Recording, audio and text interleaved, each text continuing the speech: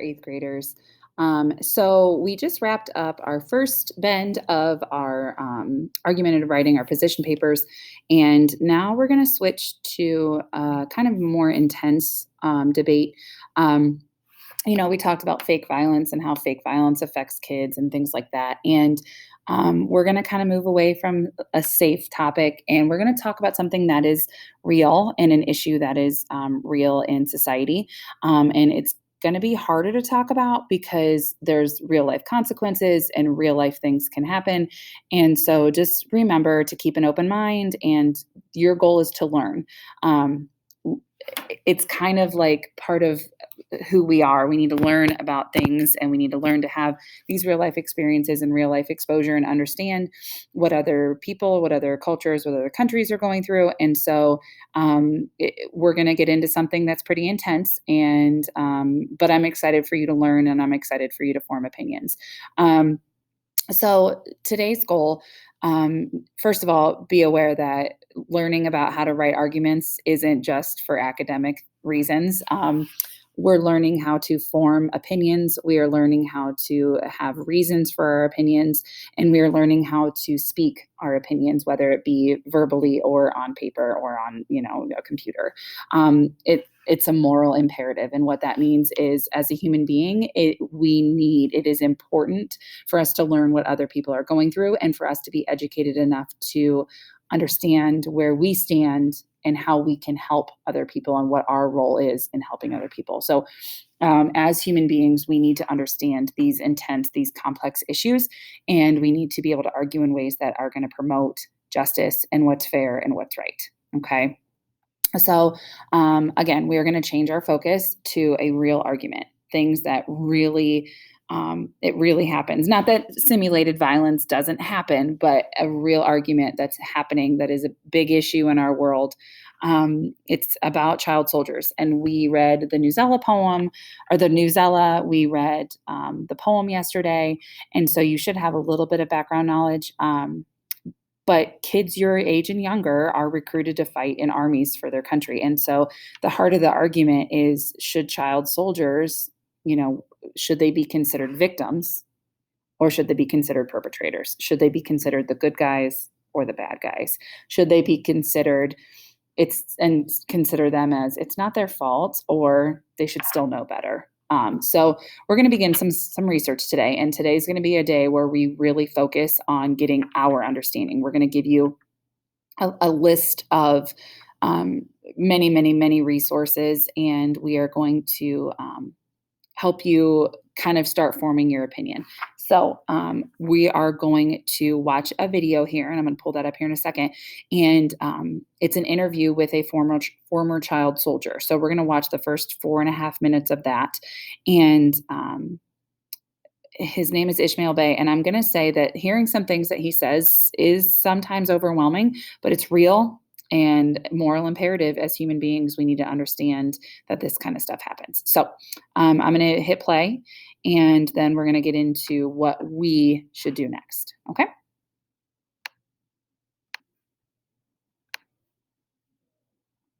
There you go, a little look at child soldiers, and you hear that phrase a lot. You hear stories about it, but you rarely get to meet somebody face to face who has been a part of that world, and this gentleman has here. He's got this book, A Long Way Gone. Ishmael Bey, nice to see you, man. It's an amazing book. It's a beautifully written book. It's a great book to read. I cannot imagine it was a great book to write. And we'll get into that. But I just want to start with reading right off the top here. New York City, 1998. You talk about your high school friends beginning to suspect that you haven't told them the full story of your life. They ask you why you left. You said there was a war. Did you witness some of the fighting? Everyone did. You saw people running around with guns shooting. Yes, all the time. They say, cool. And you smile a little. You should tell us about it sometime. And then your response is, yes, sometime. And that's how the book opens. And I was going through this thinking, the weight you carry around must have been overwhelming, especially when you have conversations like that when you first come to America. Yes, I think that's really where prompting to write the book came from that, because when people react that way, then I came to understand that people had a very romantic notion of war and violence and stuff, and that they had very little understanding of what that really means to people and how that deeply affects people. That only brings about suffering and nothing more. Mm-hmm. So that really, it's when I started thinking at some point I need to tell the story to people, so to change that perception of it. I mean, it's like I was saying off the top, the child soldiers, no one ever meets anybody who had lived that life. You know, we only ever hear the phrase, and that's kind of it. Well, tell me about it. You know, when you said, tell us sometime, this is sometime. What was that like? You know, first of all, before the war, you know, I had a really simple, remarkable childhood, you know, and then that changed very quickly into a world that as a 12-year-old kid, when the war reached my part of the country, I was separated from my family. And, you know, I started to see firsthand what this war was really doing to people. I started seeing, you know, mothers running down with their babies behind their back that had been shot that they didn't even know because they were running from this war. Fathers carrying their dead sons in their arms. This landscape that I'd grown to love as a child became very scary. There was a strong sense of distrust, especially for young people, because they were being recruited and forced to participate in extremely violent acts in this war. So because of that, being a young person became very difficult in this country. And there was also a tremendous sense of uncertainty running from the war. And then after that, between 12 and 13, my parents were killed. My entire family was killed. Mother, father, and two brothers. And I was devastated. I didn't know what to do with my life anymore.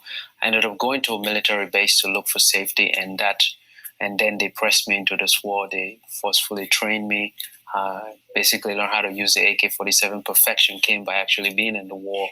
And so the first day of war, most people didn't survive it because they didn't really know what they were doing. And basically the life of a child soldier is basically you go out, you shoot people, and you do whatever the commanders want you to do. If not, they will kill you. And then you're fed drugs.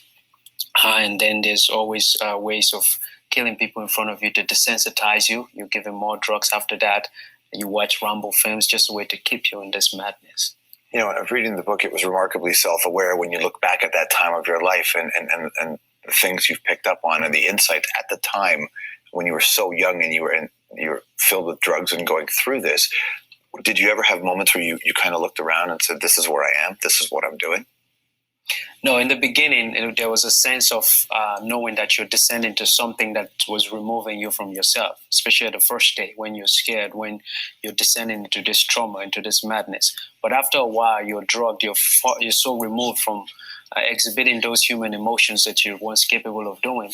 And so, you know, this just becomes your life, your reality. This group, in a weird way, becomes your surrogate family. You begin to look up to the commander as a father figure because you've lost everything that's there to you.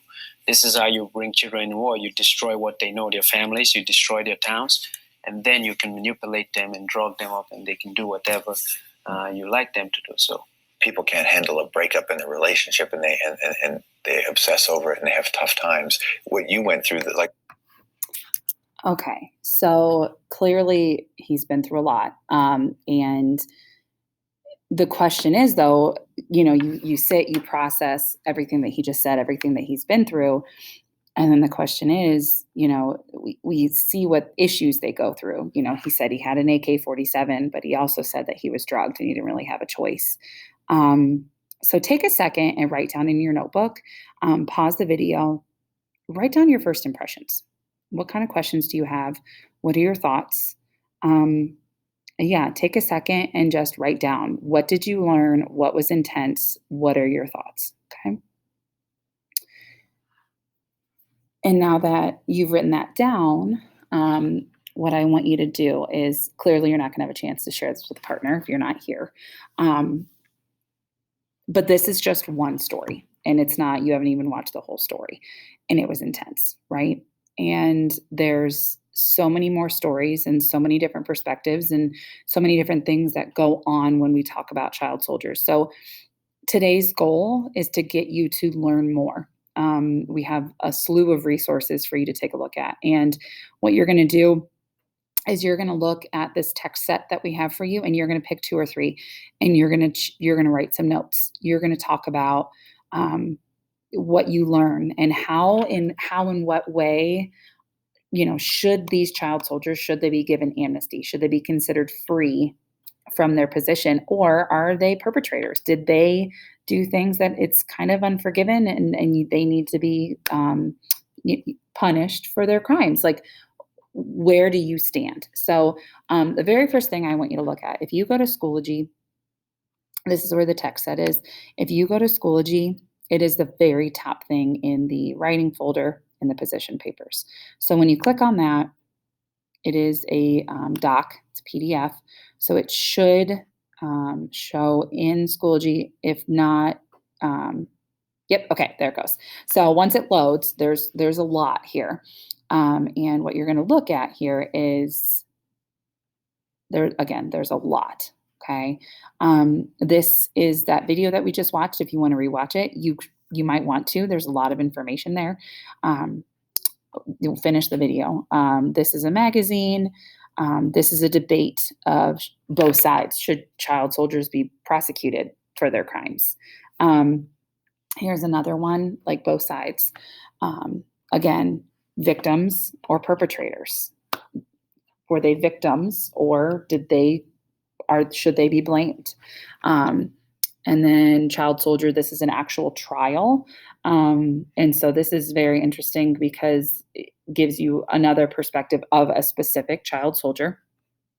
And then a couple more. This is the book that he wrote, and I have a couple copies in my classroom library. And if you'd be interested in reading his book, I do have a digital copy as well, so I could share that with you as well. Efforts of Youth Movement with the child soldiers. So there's a lot of things for you to take a look at here. You're going to pick 2 or 3 of them, and then you have essentially this note-taking guide. And what we want you to do is kind of look at, okay, how can they be seen as victims? How can they be seen as perpetrators? How can they be seen as they did nothing wrong? And how could they be seen as, okay, but they still did this? So look at both sides. You don't have to form an opinion today. That's going to be our goal tomorrow. But today, you don't have to form an opinion. Today, you're just getting research and understanding both sides and getting enough information.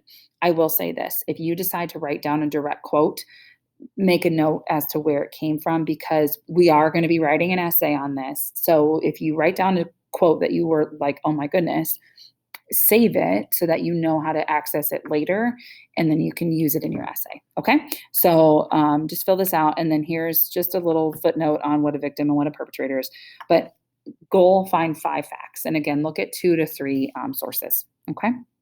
All right. Good luck. Remember, have an open mind and understand that as a human being, we need to understand what other people are going through. All right. Thanks.